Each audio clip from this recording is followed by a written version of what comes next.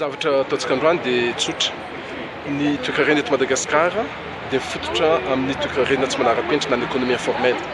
kanefa ao anatin'izany toekarena tsy manara-penitra zany dia misy ampahany ngeza dia ngeza dia azo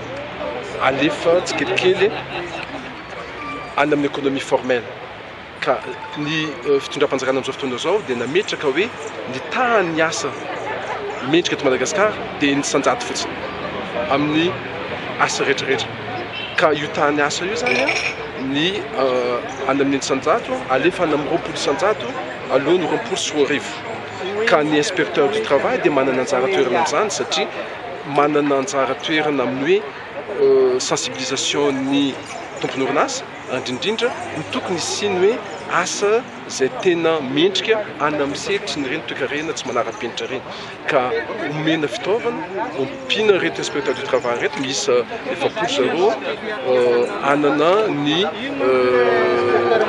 connaissance sy ny fahaiza-manao mba ahafahan'zareo miditra any amin'ny toerana sy indrindrindra ny sehatry ny toekarena tsy manara-penitra zay ny tompony ny zavatra atao mandritra ny roa andro sy tapany atao isan'izao fotoana izao.